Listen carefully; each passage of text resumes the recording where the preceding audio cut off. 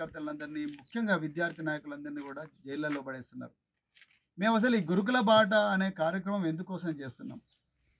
ఈ స్కూళ్ళల్లో, ఈ పాఠశాలల్లో, ఈ కాలేజీల్లో, ఈ డిగ్రీ కళాశాలల్లో ఏవైనా సమస్యలు ఉంటే ఆ సమస్యల మీద పరిష్కారం కనుక్కుందాం, లేకపోతే ప్రభుత్వంతో పోరాటం చేద్దామనే ఉద్దేశంతోనే మేము వచ్చినాం. దీనివల్ల వ్యవస్థ బాగుపడుతుందనే మా పార్టీ అధిష్టానం నిర్ణయించింది. అంతే తప్ప దీన్ని రాజకీయం చేయాలని మేము రాలేదు. ఇవాళ మేము 2 స్కూళ్ళకు పోయినాం. 2 స్కూళ్ళల్లో వాళ్ళు కొన్ని సమస్యలు చెప్పిండ్రు, కానీ పిల్లలు చాలా హ్యాపీగా ఉన్నారు. పిల్లలు వాళ్ళకేమీ సమస్యలు లేవు, మంచిగా అన్నం తింటున్నారు. టీచర్లు కూడా మేము పాఠాలు బాగానే చెప్తున్నాం, మాకు కొన్ని ఇబ్బందులు ఉన్నాయి, ఆ ఇబ్బందులు మీకు వీలైతే ప్రభుత్వం దృష్టికి తీసుకుపోండి, మా ఉన్నతాధికారుల దృష్టికి తీసుకుపోండి అని చెప్పిండ్రు. మేము వాళ్ళకి ధన్యవాదాలు చెప్పి వచ్చినాం. మరి రాజపేట సోషల్ వెల్ఫేర్ స్కూల్లో ఎందుకు ప్రిన్సిపల్ రాణిస్తలేడు?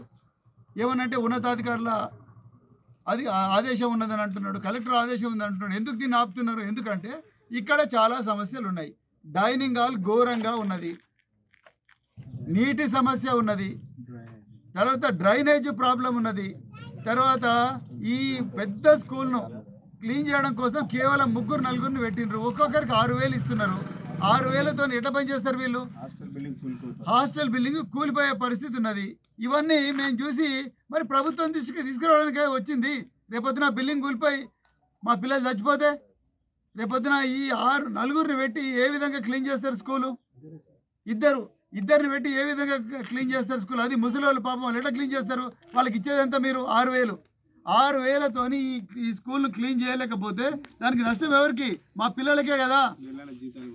నెల జీతాలు కూడా వస్తలేవు, సబ్జెక్ట్ అసోసియేట్ జీతాలు వస్తలేవు, పిల్లలకు స్పోర్ట్స్ మెటీరియల్ లేదు.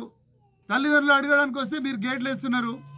ఇక్కడ మాతో పాటు తల్లిదండ్రులు కూడా ఉన్నారు కదా, అంటే మా బిడ్డలను చూసుకునే పరిస్థితి కూడా మాకు లేదా? రేవంత్ రెడ్డి మీ ఇంట్లో అట్లనే ఉంటుందా?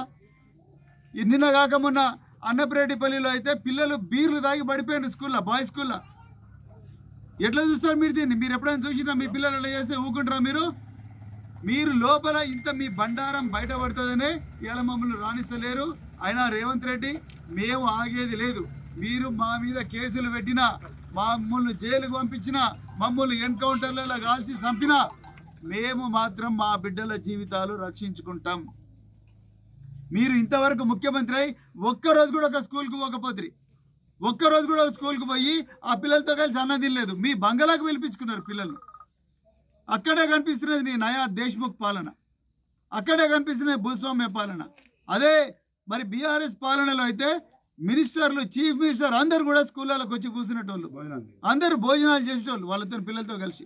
ఇలా మీకు పరిస్థితి లేదు. మీరేమో రాజులాగా కూర్చున్నారు బంగ్లాలో, పిల్లలు పిలిపించుకుంటారు అక్కడికి.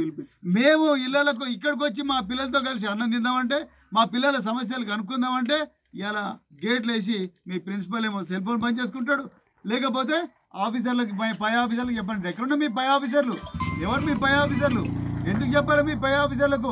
ఇది పబ్లిక్ ప్రాపర్టీ. మేమన్నా క్లాస్ రూమ్లోకి వచ్చి ఆపేసినామా క్లాసులు చెప్పడం? మేమన్నా పిల్లలు డార్మిటర్లకు వచ్చి ఇబ్బంది పెట్టినామా? లేకపోతే మీ లెక్చరర్లు పాఠాలు చెప్తుంటే వాళ్ళని పాఠాలు చెప్పొద్దని చెప్పినామా? మేము ఈ సమస్యలు కనుక్కోవడానికి వచ్చినాం. మీకు చేత కాదనే ఇవాళ మేము గురుకుల బాట పెట్టింది. 53 మంది పిల్లలు చచ్చిపోయారు. కౌన్సిలర్లు పెట్టమని కాళ్ళు మొక్కినాం, సంక్షేమ భవన్ ముందర ధర్నా చేసినాం.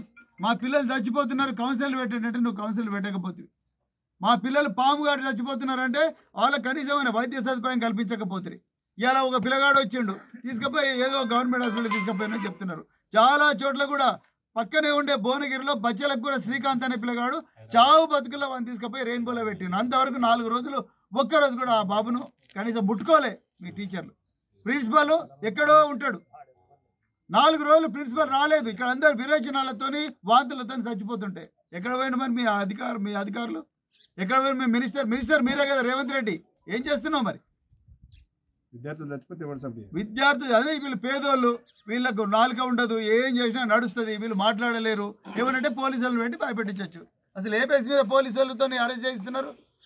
సో దీనికి వ్యతిరేకంగానే మేము రాబోయే రోజుల్లో ఇంకా పెద్ద పోరాటం చేయబోతున్నాం.